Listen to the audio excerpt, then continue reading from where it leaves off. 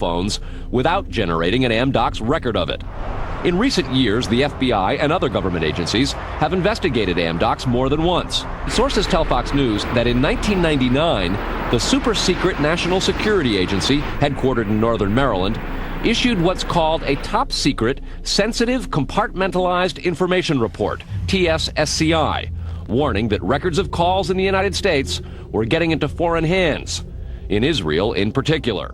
Fox News has learned that the NSA has held numerous classified conferences to warn the FBI and CIA how Amdocs records could be used. So if you know the name of a police officer, or even if you know the name just of an informant, you can follow that network of who's talking to who and basically determine that whole association of names and contacts that represent that unit of operation. Fox News has documents of a 1997 drug trafficking case in Los Angeles in which telephone information, the types that Amdocs collects, was used to, quote, completely compromise the communications of the FBI, the Secret Service, the DEA, and the LAPD. Amdocs would not be the only company with ties to the Israeli government. Israel was also gathering information from a separate business, Comverse Infosys, who was also listening in.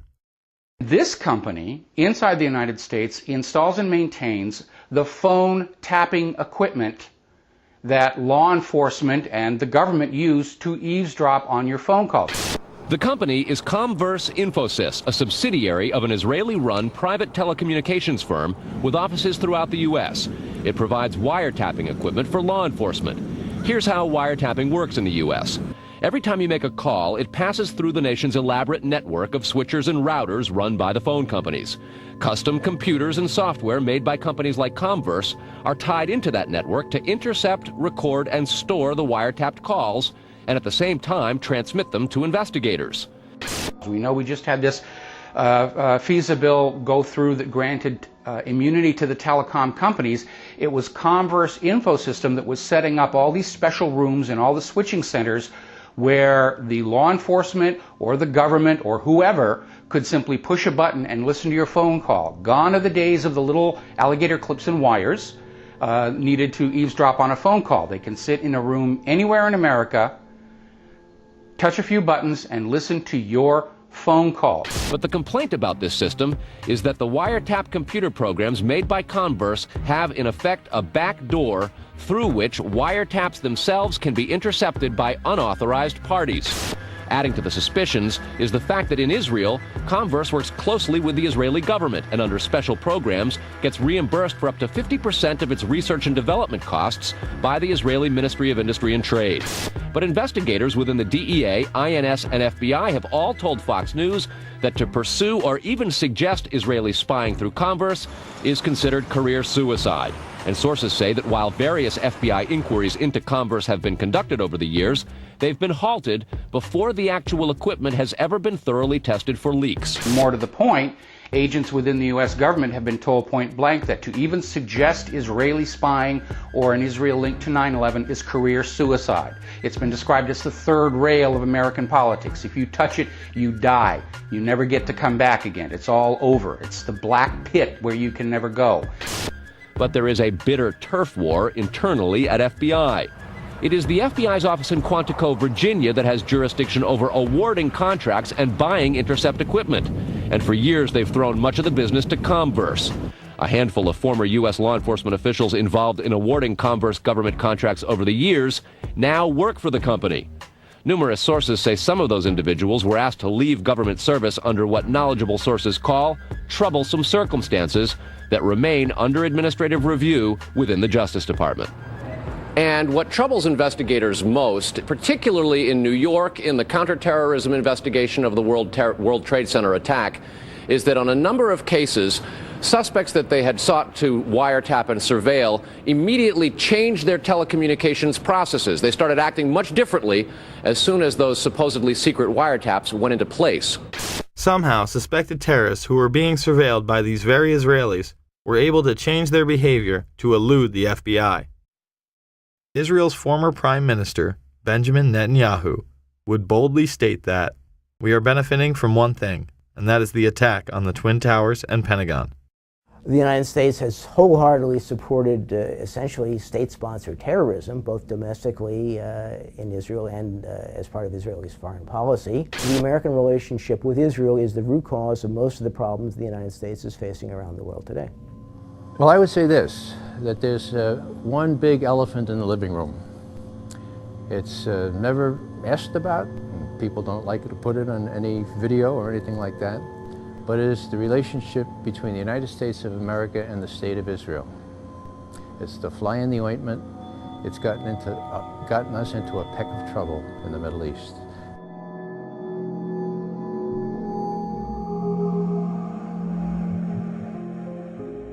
Confirmation of these allegations against Israel would finally come in January of 2008, when the Times Online would tell FBI whistleblower Sibel Edmonds' story.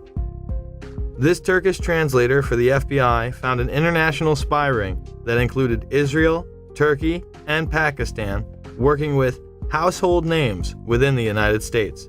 She was gagged and to this day has been unable to tell her entire account. Edmonds stated that one high-level official was aiding foreign operatives against U.S. interests by passing them highly classified information, not only from the State Department, but also from the Pentagon, in exchange for money, position, and political objectives.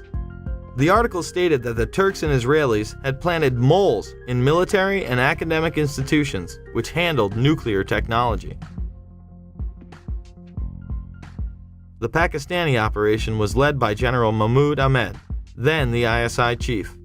Intelligence analysts say that the members of the ISI were close to Al-Qaeda before and after 9/11.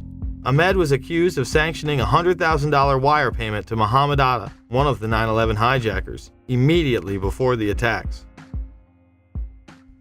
Oddly enough, General Ahmed would be in Washington, D.C., meeting with George Tenet, the current director of the CIA, and others, in the weeks before the attacks. In fact, on the morning of 9/11 itself, he would be having breakfast with Senator Bob Graham and Porter Goss. These two men would co-chair the initial congressional investigation, and Goss would later become the head of the CIA.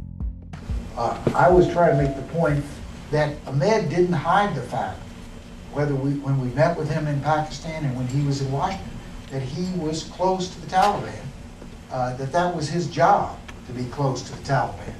Graham would go on PBS and have this to say. I was surprised at the evidence that there were foreign governments involved in facilitating the activities of at least some of the terrorists in the United States. I am stunned that we have not done a better job of pursuing that to determine if other terrorists received similar support, and even more important, if the infrastructure of a foreign government assisting terrorists still exists. Most of that information is classified, I think overly classified. I believe the American people should know the extent of the challenge that we face in terms of foreign government involvement. In that report, 27 pages would be completely redacted. And do you think that will ever become public?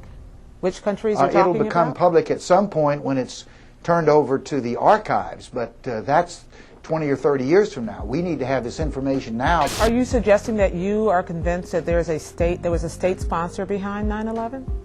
I think there is very compelling evidence that at least some of the terrorists were assisted, not just in financing, although that was part of it, by a sovereign foreign government. The day after the attacks, it was apparent that some people within the government were aware of the Pakistani funding of Al-Qaeda. Secretary Powell, one country you didn't mention was Pakistan, and I understand that your deputy has spoken with the ambassador to Pakistan. Deputy Secretary Armitage did meet with Pakistani officials today. It would be useful to point out to the Pakistani leadership at every level how helpful they might be if we find a basis to act upon that information. Senator Joe Biden, who had also met with the head of the Pakistani ISI, would have harsh words on the Senate floor.